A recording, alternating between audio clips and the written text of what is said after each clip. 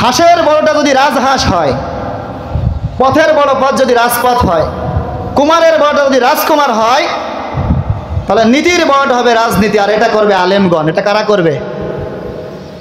তাহলে কোনো জালেম রাজনীতি করার সুযোগ আছে? আছে? আরো জোরে বলেন। রাজনীতি করবে কে? আলেমরাই তো করবে। কি বলেন?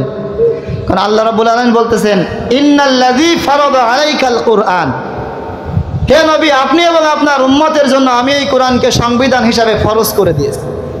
তাহলে সংবিধান কি? কোরআন। তাহলে কোরআনের বাইরে যে রাজনীতি করতেছে ওটা রাজনীতি না, ওটা হলো দুর্নীতি। ওটার নাম কি? দুর্নীতি। তাহলে আমাদের আজকের আলোচনার বিষয় হলো নেতা নির্বাচন। আলোচনার বিষয় কি? কি ভয় পাচ্ছেন আপনারা? নেতা নির্বাচন বোঝেন? আলহামদুলিল্লাহি রাব্বিল মাশরিকাইনি ওয়া রাব্বিল মাগরিবাইন আল্লাযী খালাকা কুল্লা শাইইন যাওজাইন ওয়া আওজাবা আলাইনা আল-ইহসানা বিল ওয়ালিদাইন ونشهد أن لا إله إلا الله وحده لا شريك له ونشهد أن محمدا عبده ورسوله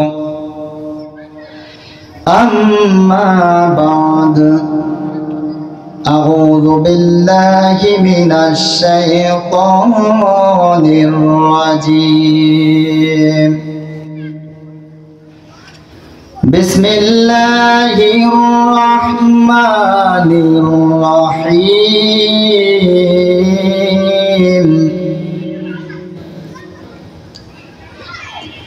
الذين إن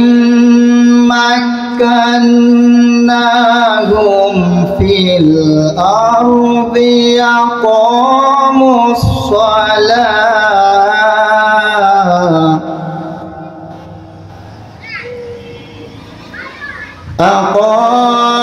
الصلاة وآتوا الزكاة وآمروا بالمعروف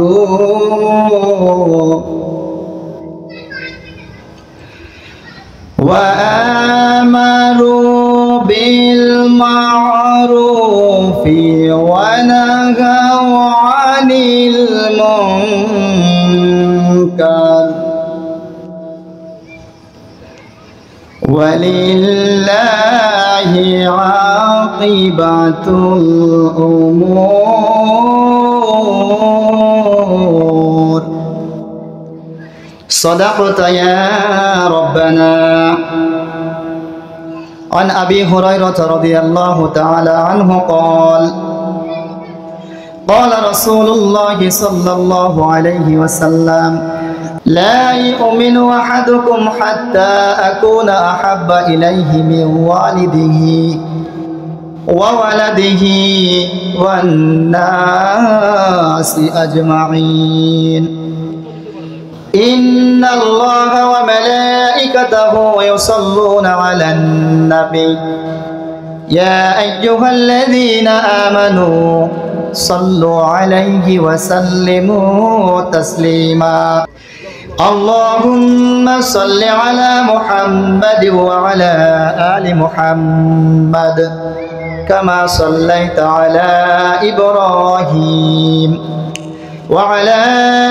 آل إبراهيم إنك حميد مجيد اللهم بارك على محمد وعلى آل محمد كما باركت على إبراهيم وعلى آل إبراهيم إنك حميد مجيد الحمد لله আপনারা সকলে কেমন আছেন?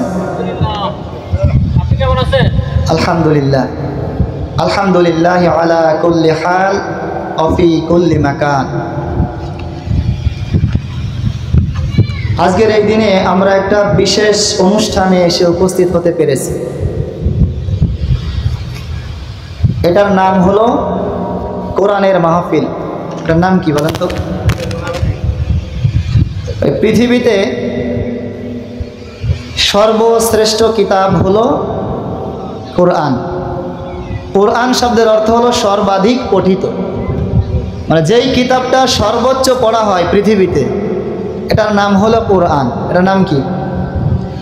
পৃথিবীর প্রত্যেকটা সময়, প্রত্যেকটা সেকেন্ডেই এই কোরআনের তেলাওয়াত চলে। কি বুঝেন আপনারা? এখন কয়টা বাজে? এখন বাজে হলো 7:14। আচ্ছা, যদি 7:14 বাজে, তাহলে কিছুক্ষণ পরেই এই টাইমটা আমাদের একটু পশ্চিমে হবে না? আরও কিছুক্ষণ পরে আরও কিন্তু পশ্চিমে এই টাইমটা আসবে। মানে প্রত্যেকটা পৃথিবীর যে একটা চক্র, প্রত্যেকটা জায়গায় একটা সময় না একটা সময় এই 7:14 বাজবে। কি বুঝতেছেন বিষয়টা? মানে আমরা যে মাগরিবের নামাজ পড়লাম, পৃথিবীর প্রত্যেকটা জায়গায় এরকম একটা সময় তো আসবে। তাহলে প্রত্যেকটা ওয়াক্তে, প্রত্যেকটা মুহূর্তে এই যে কোরআনের যে তেলাওয়াত, এটা সারা পৃথিবীতে চলতে থাকে। তাহলে সর্বাধিক পঠিত বলেই এর নাম হলো কোরআন। আর এই কোরআন নাজিল হয়েছে কোথা থেকে? আসমান থেকে। নাজিল করেছেন কে? আল্লাহ। তাহলে আমরা সেই কোরআন থেকে স্বল্প সময় একটু কথা শুনতে চাই। আল্লাহ রাব্বুল আলামিন বলতেছেন যে এই কোরআন দিয়ে যে কথা বলে সেই সত্য কথা বলে। ওমান আসদাকু মিনাল্লাহি হাদিসা। তাহলে এই কোরআন দিয়ে যে কথা বলে অবশ্যই সে সত্য কথা বলে।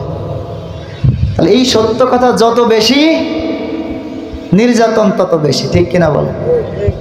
মানে এই সত্য কথা আপনি যতই বেশি বলবেন, জালেমরা ততই বেশি কষ্ট পাবে আর ততই আপনাকে নির্যাতন করবে। রাসূলুল্লাহ সাল্লাল্লাহু আলাইহি ওয়াসাল্লামের আগমনের পূর্বে একটা যুগ ছিল। যুগের নাম জানেন আপনার? কিসের যুগ? আইয়ামে জাহেলিয়াতের যুগ। তাহলে আইয়ামে জাহেলিয়াতের যুগটা ছিল সর্বোচ্চ বর্বরতার যুগ। কিছুদিন আগেও একটা যুগ ছিল, আইয়ামে জাহেলিয়াতের পরিবর্তে ছিল আওয়ামী জাহেলিয়াত। কি না, কোন নামের জাহেলিয়াত না। ওই যে বর্বরতার যুগ যেমন ছিল, এরাও ঠিক এমনই করছে মানুষের সাথে। ওই বর্বরতার যুগে কি করত? তারা জীবিত কন্যাকে মাটিতে পুঁতে ফেলত। আর এরা কি করছে? এরা জীবিত আলেমদেরকে এমন পরিমাণ টর্চার করছে, এমন নির্যাতন করছে, তারা এমনি মারা গেছে। অনেকে ফিরে আসছে। তাদের চেষ্টা ছিল যে কিভাবে এই দুনিয়া থেকে কোরআনকে দূর করা যায়। কি বলেন? দুনিয়া থেকে কোরআন দূর করা সম্ভব? তাহলে মুমিনের জীবনে, প্রত্যেকটা মুমিনের জীবনে এরকম পরীক্ষা আছে না নাই? ইব্রাহিম নবী আলাইহিস সালাম নাম শুনেছেন আপনারা? আল্লাহ রাব্বুল আলামিনের নিকটতম একজন নবী ছিলেন। কি বলেন? তাহলে আল্লাহর নবী ইব্রাহিমকেও আল্লাহ রাব্বুল আলামিন এরকম পদে পদে পরীক্ষা নিয়েছেন। আল্লাহ রাব্বুল আলামিন বলতেছেন, وَإِذِ ابْتَلَى إِبْرَاهِيمَ رَبُّهُ بِكَلِمَاتٍ فَأَتَمَّهُنَّ قَالَ إِنِّي جَاعِلُكَ لِلنَّاسِ إِمَامًا قَالَ وَمِنْ ذُرِّيَّتِي قَالَ لَا يَنَالُ عَهْدِي الظَّالِمِينَ। সূরা বাকারার 124 নম্বর আয়াতে আল্লাহ রাব্বুল আলামিন জানিয়েছেন, আমি আমার নবী ইব্রাহিমকে পদে পদে পরীক্ষা নিয়েছিলাম এবং প্রত্যেকটা পরীক্ষায় আমার নবী ইব্রাহিম গোল্ডেন প্লাস পেয়ে উত্তীর্ণ হয়েছে। জীবনে কোনোদিন আমার নবী ইব্রাহিম কোনো পরীক্ষায় ফেল করেননি। তাহলে নবীজির জীবনে কত পরীক্ষা ছিল? আগুনের পরীক্ষা, ঈমানের পরীক্ষা, প্রায় 50 বা অর্ধ শতাধিক, তার বেশিও পরীক্ষা আল্লাহ রাব্বুল আলামিন ইব্রাহিম নবীকে নিয়েছেন। এবং আল্লাহ তাআলা বলতেছেন, আমার নবী ইব্রাহিমকে আমি যে পরীক্ষা নিয়েছি, প্রত্যেকটা পরীক্ষায় আমার নবী উত্তীর্ণ হয়েছে। তাহলে আমরা সেই ইব্রাহিম নবীর উত্তরসূরি। কি বলেন? আরো একটা কথা বলে রাখি, মুসলমানদের জাতির পিতা নাম কি? ইব্রাহিম আলাইহিস সালাম। আওয়ামী জাহেলিয়াতের জাতির পিতাকে নাউযুবিল্লাহ, কি জাতির পিতা কখনো মানুষ তৈরি করতে পারে? ইব্রাহিম নবীদের জাতির পিতাটা নাম দিয়েছেন কে? আল্লাহ নাম দিয়েছেন। আর এই যে কিছুদিন আগে যে জাতির পিতা ছিল, এরা এইটার নাম দিয়েছে তাগুত শক্তি। কারা নাম দিয়েছে? হ্যাঁ, এটার ব্যাখ্যা আসবে ইনশাআল্লাহ। তাহলে আল্লাহ রাব্বুল আলামিন বলেন, আমি আমার নবী ইব্রাহিমকে প্রত্যেকটা পদে পদে পরীক্ষা নিয়েছি এবং প্রত্যেকটা পরীক্ষায় আমার নবী ইব্রাহিম পাশ করে গেছে। আল্লাহ রাব্বুল আলামিন বলেন, ক্বালা ইন্নী জাইলুকা লিন-নাসি ইমামা। হে নবী ইব্রাহিম, তোমার ভবিষ্যৎ প্রজন্মে যে সন্তানগুলো তোমার জন্য আসবে, তোমার পরে যারা আসবে, প্রত্যেকের জন্য আমি তোমাকে নেতা বানাতে চাই। কি বানাতে চাই বলেন? তাহলে আমাদের নেতা কে? আল্লাহ বলতেছেন, আমি তোমাকে তোমার সন্তানদের জন্য নেতা বানাতে চান। বলেন, আমাদের মুসলমানদের জাতির পিতা তিনি কত বড় বিচক্ষণ ছিলেন। তিনি জবাবে কি বললেন? আল্লাহ তাআলা বলতেছেন যে আমি আপনাকে আপনার সন্তানদের জন্য নেতা বানাতে চাই। ক্বালা ইন্নী জাইলুকা লিন-নাসি ইমামা। আল্লাহর নবী ইব্রাহিম বললেন, ক্বালা মিন যুররিয়াতি ক্বালা লা ইয়ানালু আহদিয যালিমিন। আল্লাহর নবী ইব্রাহিম বললেন, এই নেতা হওয়ার দায়িত্ব কি শুধু আমার? এটা কি শুধু আমাকে দিয়েছেন? আর কি কোন নেতা হবে? আল্লাহ রাব্বুল আলামিন জবাবে বললেন, তোমার সমস্ত মুমিন বান্দাগুলোই নেতা হতে পারবে, কিন্তু কোনো জালেম নেতা হতে পারবে না।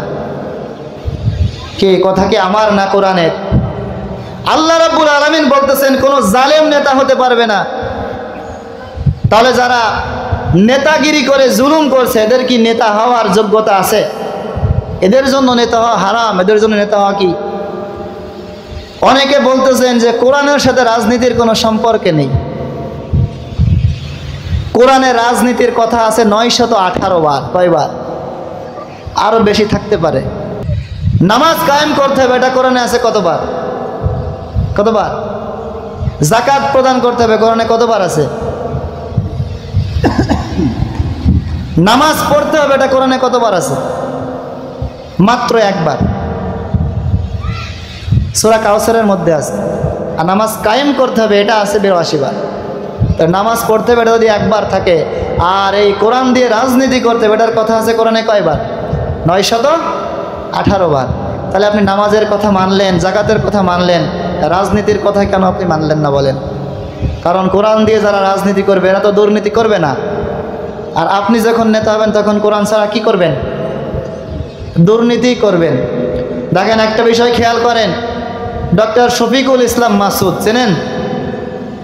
তিনি বলতেছেন, হাঁসের বড়টা যদি রাজহাঁস হয়, পথের বড় পথ যদি রাজপথ হয়, কুমারের বড়টা যদি রাজকুমার হয়, তাহলে নীতির বড়টা হবে রাজনীতি, আর এটা করবে আলেমগণ। এটা কারা করবে? তাহলে কোনো জালেম রাজনীতি করার সুযোগ আছে? আছে? আরো জোরে বলেন। তাহলে রাজনীতি করবে কে? আলেমরাই তো করবে। কি বলেন?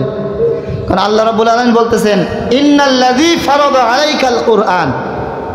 হে নবী, আপনি এবং আপনার উম্মতের জন্য আমি এই কোরআনকে সংবিধান হিসাবে ফরজ করে দিয়েছি। তাহলে সংবিধান কি? কোরআন। তাহলে কোরআনের বাইরে যে রাজনীতি করতেছে ওটা রাজনীতি না, ওটা হলো দুর্নীতি। ওটার নাম কি? দুর্নীতি।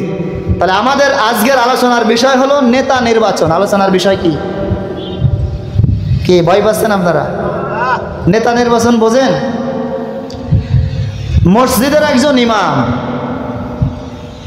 মসজিদের ইমামের দায়িত্ব কি? নামাজ পড়ানো না? ইমাম সাহেব যখন নামাজ পড়ান, তিনি যদি কখনো নামাজে ভুল করেন, পেছনে মুক্তাদিদের দায়িত্ব কি? ভুলটা সংশোধন করে দেওয়া। কি বলেন? লোকমা দেয় না? যদি একটা ভুল করে আপনি ইমাম সাহেবকে লোকমা দেবেন, আর একটা ভুল করলে লোকমা দেবেন, 3 নাম্বার ভুল করলেও দেবেন, চতুর্থ ভুল করলে আপনি সতর্ক করবেন, ইমাম সাহেব সতর্ক হন না, আপনার কিন্তু চাকরি নিয়ে টানাটানি। কি এমন তো হয় নাকি বলেন? আর যিনি আমাদের দেশের নেতৃত্ব দেবেন, কোথাকার সামান্য একটা মসজিদ, ছোট একটা জায়গা, এইটা নিয়ে আপনার এত ইন্টারভিউ নিয়ে তাকে আপনি চাকরি দিলেন, ইমামতি দিলেন, আবার ভুল করলে আপনি এত মাথা গরম হয়ে যান, আপনার দেশের এমন বড় একজন নেতা, সে এত বড় ভুল করতেছে, আলেমদেরকে জেলখানায় দিচ্ছে, এটাইতে আপনার কিছু আসে যায় না? কিছু মনে করতেছেন আপনারা? এইটাই থেকেই আমাদেরকে সঠিক নেতা নির্বাচন করার দরকার। কি বলেন?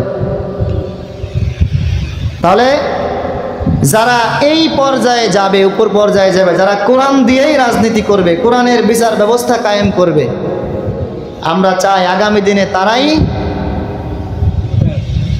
কোথায় যাক? প্রধানমন্ত্রীর দায়িত্ব পাক। কি বলেন? নাকি আবার জালেমদেরকে ক্ষমতায় দেবেন? আবার দিয়েন, 5 বছর আরো দেখেন, আরো সময় আছে। কি বলেন? করবেন? আচ্ছা করেন, সমস্যা নেই, কিন্তু পরিণামে কি হয় এটা আবার দেখে নিয়েন। তবে যতদিন পর্যন্ত কোরআনের আইন এদেশে চালু হবে না, ততদিন আমাদের জন্য প্রত্যেকটা বিষয় নিরাপদ হবে না। মা বোনরা নিরাপদে রাস্তাঘাটে চলাচল করতে পারবে না।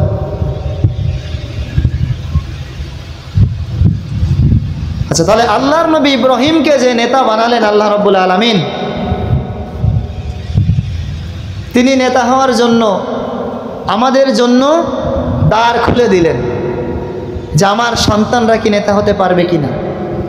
তাহলে সন্তানদের জন্য মধ্যে যারা ইমানদার মুসলমান, তারাই কেবল নেতা হওয়ার অধিকার আছে, বাদ বাকি যারা আছে তাদের নেতা হওয়ার কোনো অধিকার নেই।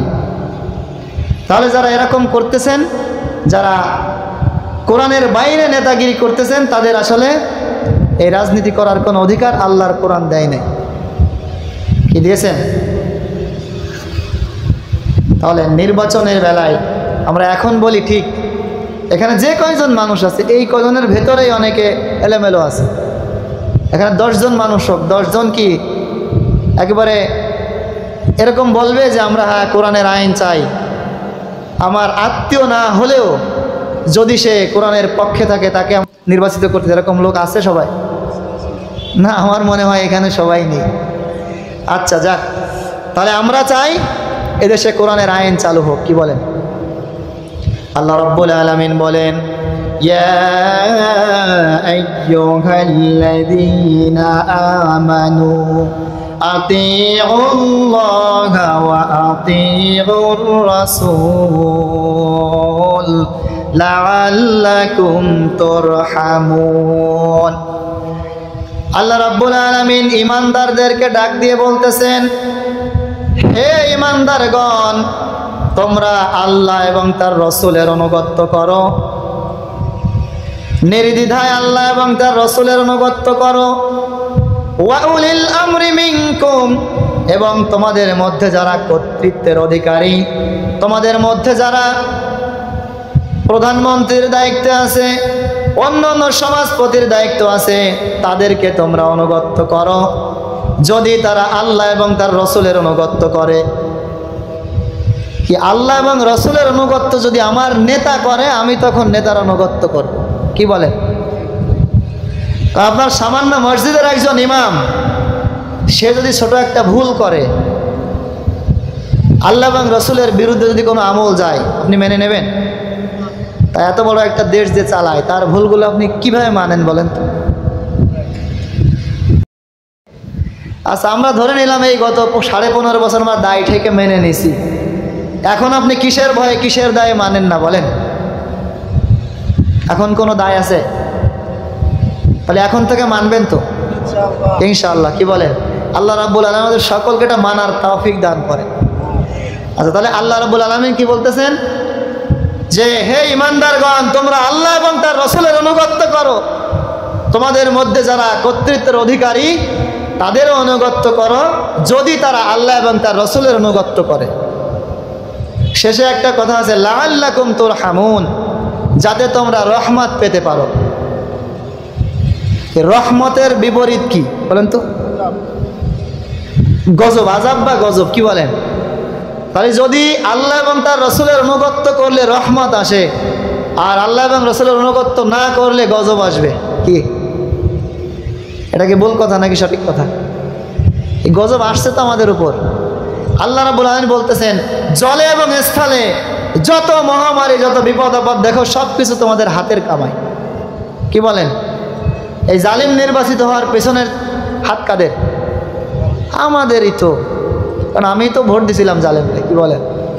হ্যাঁ, বারবার একই কথা বলবেন, গত 15 বছরে ভোট দিতে পারি নাই, এখন দিয়েন ঠিক মতো। কি দেবেন তো? আচ্ছা, তাহলে আল্লাহ রাব্বুল আলামিন ওই যে সূরা বাকারার 124 নম্বর আয়াত থেকে আমি এখানে আসছিলাম, যে আল্লাহ রাব্বুল আলামিন যাকে নেতা হিসাবে নির্বাচিত করতে চেয়েছেন তার অবশ্যই মুমিন এবং মুসলমান হওয়া লাগবে। কি বলেন? আর যদি জালেম হয় তার জন্য কি নির্বাচন করা বা নির্বাচিত হওয়া জায়েজ আছে? নেই। আল্লাহ রাব্বুল আলামিন বলতেছেন সূরা হাজের 41 নম্বর আয়াত, যারা ঈমানদার, যারা মুমিন মুসলমান, তাদেরকে যদি আমি ক্ষমতা দান করি, তারা প্রথমেই 4টা কাজ করবে। কয়টা কাজ করবে? আল্লাহ রাব্বুল আলামিন বলেন, কি কথা হয় কেন? না, এখানে কথা বলা যাবে না কোন অনুষ্ঠানে, এখানে কথা বলা আসলে একবারেই ঠিক না। আল্লাহ রাব্বুল আলামিন বলতেছেন, ওয়া ইযা কুরিয়াল কুরআনু ফাসতামিউ লাহু ওয়া আনসিতু লাআল্লাকুম তুরহামুন। যেখানে কোরআন তেলাওয়াত হয়, এটার ব্যাখ্যা বিশ্লেষণ করা হয়, এখানে চুপ থাকো, মনোযোগ দিয়ে শোনো। লাআল্লাকুম তুরহামুন, যাতে তোমরা রহমত পেতে পারো। কি রহমত পেতে হলে অবশ্যই কি করতে হবে? চুপ থাকতে হবে এবং মনোযোগ দিয়ে শুনতে হবে। যদি আমার কোনো কথা কোরআন এবং হাদিসের বিরুদ্ধে যায়, তখন আপনি আমাকে বলেন যে হাদিস বিরোধী, কোরআন বিরোধী কথা কেন? কিন্তু কোরআন থেকে হলে আপনাকে শোনা লাগবে, বুঝলেন? আচ্ছা, আমরা একটু চুপ করে বা নিরিবিলি হয়ে বসে শোনার চেষ্টা করি। তাহলে সূরা হাজের 41 নম্বর আয়াতে আল্লাহ রাব্বুল আলামিন বলতেছেন, আল্লাযীনা ইম্মাক্কান্নাহুম ফিল আরদি আকামুস সালাহ। যারা ঈমানদার মুমিন মুসলমান, তাদেরকে যদি আমি ক্ষমতা দান করি, তখন তারা 1 নম্বরে যে কাজটা করবে সেটা হলো নামাজের বিল সংসদে পাশ করবে, নামাজকে কায়েম করবে। কি নামাজ কায়েম কি জিনিস বলেন তো? কায়েম কাকে বলে? কায়েম হলো প্রতিষ্ঠা করা, দাঁড় করানো। কি করানো? দাঁড় করানো বা প্রতিষ্ঠা করা। তাহলে আপনি আমি যদি এখানে স্লোগান দিই নামাজ কায়েম করতে হবে, এটা কোনো কাজ হবে না। কিন্তু ডক্টর ইউনূস যদি বসে বলে আগামী কাল থেকে যদি কেউ জোহরের নামাজ পরিত্যাগ করে, তাহলে তার 3 দিনের জেল। একটা মানুষও খুঁজে পাওয়া যাবে না যে দেশে নামাজ পড়তেছে। কি বলেন? তাহলে ওই পর্যায়ে যদি ইমানদার মুসলমানকে পাঠানো হয়, নামাজের বিল পাস হবে না? তাহলে আল্লাহ রাব্বুল আলামিন বলতেছেন, যদি আমার ইমানদার মুসলমানকে আমি ক্ষমতা দান করি, তাহলে 1 নম্বরে হলো তারা নামাজের বিল পাস করবে। তাহলে 2 নম্বরে সে কি কাজ করবে? ওয়া আতাউজ যাকাহ, মানে যাকাত প্রদান করবে, রাষ্ট্রীয়ভাবে যাকাত উত্তোলন করবে। এই যাকাতটা গরিবের মধ্যে বন্টন করবে। আপনি আমি মনে করি যাকাতটা মনে হয় গরিবের প্রতি সহানুভূতি। কি যাকাত কি গরিবের প্রতি সহানুভূতি হওয়া নাকি? যাকাত হলো গরিবের হক। কি এটা ধনীরই সহানুভূতি, কারণ এটার মাল পবিত্র হয়। কি হয়? আপনি যাকাত দেবেন না, পুরো মালটাই নষ্ট হয়ে যাবে। কি বলেন? যাকাত দেবেন, মালটা পবিত্র হয়ে যাবে। তাহলে আপনার মাল একদিকে পবিত্র হবে, আপনি আর একদিকে আপনার উপর যে গরিবের হকটা ছিল এটা আপনি আদায় করতে পারলেন। তাহলে গরিবের প্রতি এটা সহানুভূতি না, এটা কি বললাম? এটা আপনার প্রতি গরিবের হক। উল্টা গেছে বলা নাকি? না, গরিবের প্রতি আপনার হক। তাহলে এই হকটা আমরা আদায় করার চেষ্টা করব। কি বলেন? তাহলে 3 নম্বর বৈশিষ্ট্য হলো, ইমানদার মুসলমানকে যখন আল্লাহ রাব্বুল আলামিন ক্ষমতা দেবেন, সে সৎ কাজে আদেশ দেবে। কি করবে? আর 4 নম্বর হলো অসৎ কাজে নিষেধ করবে। এখন যদি একজন এই বাজারে, বাগডাঙ্গা বাজারে যদি কেউ একটা অপকর্ম করে, অন্যায় কাজ করে, আপনি আমি যদি বাধা দিই, কি বলেন? একবারে খবর হয়ে যাবে। কিন্তু এটা যদি সরকারিভাবে পাশ থাকে যে প্রত্যেকটা অপরাধের জন্য একটা নির্দিষ্ট শাস্তি আছে, যদি কোনো চোর চুরি করে তাহলে তার হাত কেটে দেওয়া হবে। যদি সরকারিভাবে আইন থাকে তখন যদি আমি হাত কাটি তখন মানুষ মানবে। এখন যদি আমি ফতোয়া দিই আর হাত কাটি, কি বলেন, তখন তো আমিই থাকবো না। তাহলে এটা রাষ্ট্রীয়ভাবে এই বিষয়গুলো পরিচালনা করার দায়িত্ব আছে কিনা বলেন। আচ্ছা, তাহলে এই বিষয়ে আমি একটু কথা বলতে, সেটা হলো আল্লাহ রাব্বুল আলামিন ছোট্ট একটা সূরা 30 নম্বর পারার ভিতরে দিয়েছেন, সূরা আসর। নাম শুনেছেন না? আসর শব্দের অর্থ কি?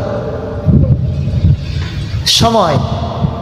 এটার আরও অনেক অর্থ আছে, কিন্তু আমরা সময়টা বিবেচনা করেই হালকা একটু কথা বলি। আল্লাহ রাব্বুল আলামিন প্রথম আয়াতে বলতেছেন ওয়াল আসর, সময়ের কসম। আল্লাহ রাব্বুল আলামিন এখানে সময়ের কসম কেন দিলেন? কারণ পৃথিবীতে সব থেকে গুরুত্বপূর্ণ যে বিষয়টা মানুষের কাছে, এটার নাম হলো সময়। এটার নাম কি? আমি এখন এখানে বসে কথা বলতেছি, 10 মিনিট পর এখানে কথা বলতে পারবো, এটার গ্যারান্টি আছে? সময় পার হয়ে গেলে অবস্থা কার কি হবে এটার কোনো গ্যারান্টি নেই। এখন আমাদের বয়স কত? কারো 30, কারো 40, কারো বা একটু বেশি 50। আগামী 20 বছর পরে প্রত্যেকের বয়সের একটা ব্যবধান আসবে। এখন আমরা যুবক, আল্লাহকে সেজদা দিতে পারতেছি, 20 বছর পর সেজদা দিতে পারবো কি না, এমন অসুস্থ হয়ে যাবো কিনা, এটার গ্যারান্টি আছে?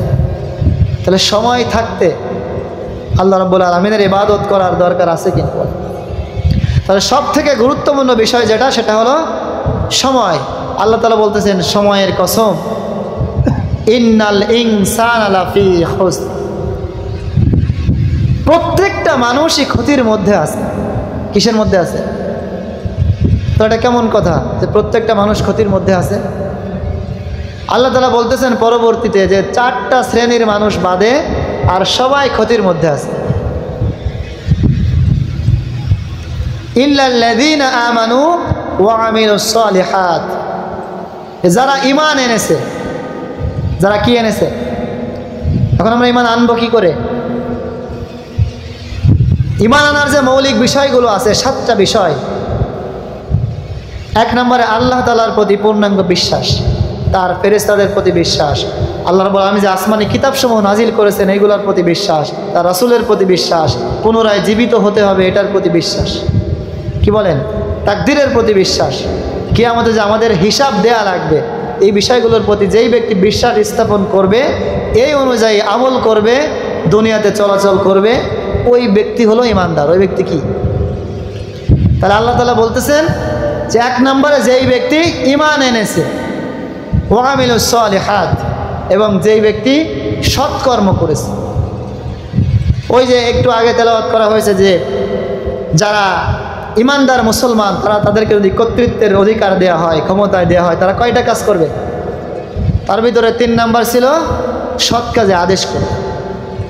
ওয়া আমিলুস সালিহাত মানে কি? সে সৎকর্ম করবে, ভালো কাজ করবে। ওয়া তাওয়াসাউ বিল হক, এবং পরস্পরকে হকের উপদেশ দেবে, সত্যের উপদেশ দেবে। ওয়া তাওয়াসাউ বিস সবর, এবং পরস্পরকে ধৈর্যের উপদেশ দেবে। তারা আমরা যদি সত্যের উপদেশ দিতে পারি, পরস্পরকে ধৈর্যের উপদেশ দিতে পারি, আল্লাহ রাব্বুল আলামিন এই ধৈর্য ধারণ করার জন্য আমাদের একটা বিশেষ পুরস্কার দিয়েছেন। এই পুরস্কারটা শুনবেন। আল্লাহ রাব্বুল আলামিন বলেন ওয়া ইন তাসবিরু ওয়া তাত্তাকু লা ইয়াদুররুকুম কাইদুহুম শাইআ। আল্লাহ রাব্বুল আলামিন বলেন ওয়া ইন তাসবিরু, যেই ব্যক্তি ধৈর্য ধারণ করবে, ওয়া তাত্তাকু, আল্লাহ রাব্বুল আলামিনকে ভয় করবে, আল্লাহ রাব্বুল আলামিন বলেন লা ইয়াদুররুকুম কাইদুহুম শাইআ, আল্লাহ রাব্বুল আলামিন ওই ব্যক্তি থেকে দুনিয়ার সমস্ত ষড়যন্ত্র, সমস্ত বিপদ আপদ সব কিছু আল্লাহ তাআলা নিজেই দূর করে দেবেন। এই সমস্ত ষড়যন্ত্র বিপদ আপদ বোঝেন? এই যে গত যে যুগটা ছিল, এই যুগে যারা ইমানদার মুসলমান, যারা পরস্পরকে সত্যের উপদেশ দেয়, ধৈর্যের উপদেশ দেয়, এই মানুষদের উপর যে নির্যাতন করা হয়েছে, এই ব্যক্তিরা কি ধৈর্য ধারণ করেছেন না? আল্লাহ রাব্বুল আলামিন ঠিকই পুরস্কার দিয়েছেন, সমস্ত ষড়যন্ত্র সমস্ত বিপদ আপদ আমাদের থেকে দূর করে দিয়েছেন। কি বলেন, কি দূর হয়নি? তাহলে আমরা যদি আরও ধৈর্য ধারণ করতে পারি, আল্লাহ রাব্বুল আলামিনকে ভয় করতে পারি, এই অনুযায়ী আমল করতে পারি, আল্লাহ রাব্বুল আলামিন চাইলে অবশ্যই আমাদের থেকে আরও বিপদ আপদ কাটিয়ে পরিবেশটাকে আরও অনুকূলে এনে দিতে পারেন। কি বলেন? তাহলে আমরা ধৈর্য ধারণ করব, পরস্পরকে সত্যের উপদেশ দেব, ধৈর্যের উপদেশ দেব, তাহলে আল্লাহ রাব্বুল আলামিন আমাদের থেকে সমস্ত বিপদ আপদ সমস্ত ষড়যন্ত্র দূর করে দেবে।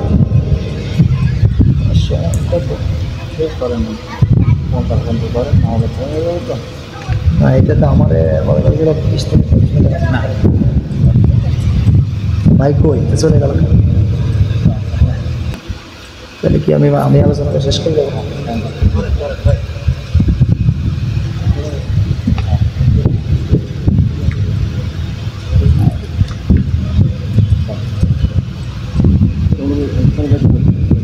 আচ্ছা না, আমার ঘর যেহেতু সময় রয়েছে দিয়া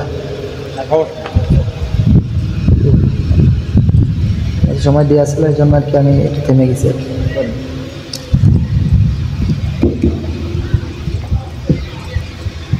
তাহলে আমরা শেষ আলোচনার শেষ মুহূর্তে যেটা বলা হয়েছে আর কি, এখান থেকে আমরা কি বুঝলাম?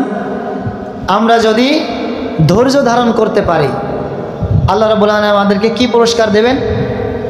দুনিয়ার সমস্ত ষড়যন্ত্র সমস্ত বিপদ আপদ আল্লাহ রাব্বুল আলামিন দূর করে দেবেন। তাহলে আমাদের থেকে সমস্ত বিপদ আপদ কেটে যাক, এটা আমরা চাই কিনা বলেন? চাই না? তাহলে আল্লাহ চাইলে অবশ্যই আমাদের থেকে এই সমস্ত বিপদ আপদ দূর করে দিতে পারেন। আল্লাহ রাব্বুল আলামিন কেন যুগে যুগে এত রাসূল প্রেরণ করলেন? এটার কারণ কি জন্য আল্লাহ তাআলা যুগে যুগে রাসূল প্রেরণ করেছিলেন?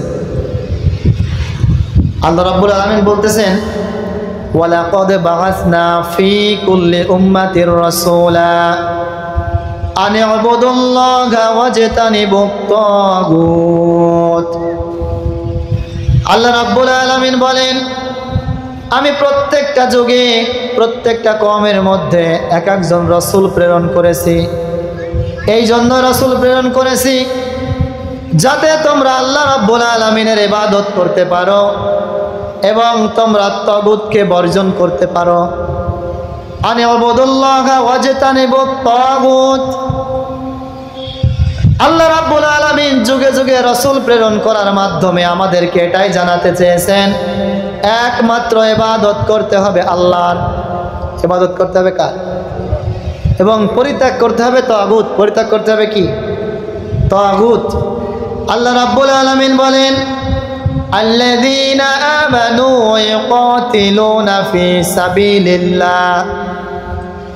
আল্লাহ রাব্বুল আলামিন বলতেছেন, যারা ঈমানদার মুসলমান তারা সব সময় কাজ করে, সব সময় সংগ্রাম করে আল্লাহ রাব্বুল আলামিনের পথে। ওয়াল্লাযীনা কাফারু ইয়াকাতিলুনা ফি সাবিলিত তাগুত।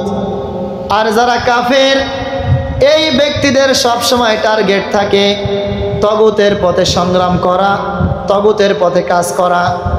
আল্লাহ রাব্বুল আলামিন বলতেছেন, ওয়াকাতিলু আউলিয়া আশ-শাইতান ইন্নাহু কানা দাঈফা। আল্লাহ রাব্বুল আলামিন বলতেছেন, তোমরা সব সময় শয়তানের বিরুদ্ধে কাজ করো, কারণ শয়তানের চক্রান্ত অতি দুর্বল। শয়তানের চক্রান্ত দুর্বল, এটা বলতেছেন কে? আল্লাহ। শয়তানের চক্রান্ত যে দুর্বল, এটার উদাহরণ আপনারা কিছুদিন আগে দেখেছেন না? কি 5ই আগস্টের আগে একরকম ছিল, 5ই আগস্টের পরে কি সেরকম আছে? এই যে ছাত্র আন্দোলন, আন্দোলনের ফলে তার কি করা হয়েছে? শয়তান শেষ, উড়ে চলে গেছে শয়তান। কি বলেন? এই শয়তানের চক্রান্ত কতটা দুর্বল এটা দেখলেও তো বোঝা যায় না। কি বলেন? শয়তান বলে, কত বড় শয়তান বলে যে আমরা পালাই না। কি বললেন? পালাই কি না দেখছেন? আল্লাহ বলতেছেন এই শয়তানের চক্রান্ত অতি দুর্বল। কি? আর এরা ছিল তাগুত। এরা কি ছিল? আল্লাহ তাআলা বলতেছেন ওয়াল্লাযীনা কাফারু ইকাতিলুনা ফি সাবিলিত তাগুত, যারা কাফের এরা সবসময় সংগ্রাম করে তাগুতের পথে। আর তাগুতের প্রধান উপদেষ্টা হলো শয়তান। তাগুতের প্রধান উপদেষ্টাকে, আর এরা হলো তাদের চেলাপেলা। কি বলেন? এদের কাজ ছিল সবসময় তাগুতের পথে সংগ্রাম করা। এজন্যই তো যে আমাদের জাতির পিতাকে পরিবর্তন করে নাম পরিবর্তন করে দিয়েছে। জাতির পিতা নাম দিয়েছেন কে? আল্লাহ। নাম দিয়েছেন কে? আমরা যে মুসলমান, এটা নামকরণ করেছেন তো আমাদের সেই জাতির পিতা। কি বলেন? তিনি প্রথমেই বলেছিলেন আমি মুসলমানদের মধ্যে প্রথম। কি বলেন? এটা তিনি কেন বলেছিলেন? কারণ ওই জামানায় কোনো মুসলমান ছিল না। আল্লাহর নবী ইব্রাহিমই একমাত্রই মুসলমান ছিলেন। এজন্যই তিনি বলেছিলেন আমি মুসলমানদের জন্য প্রথম, মধ্যে প্রথম।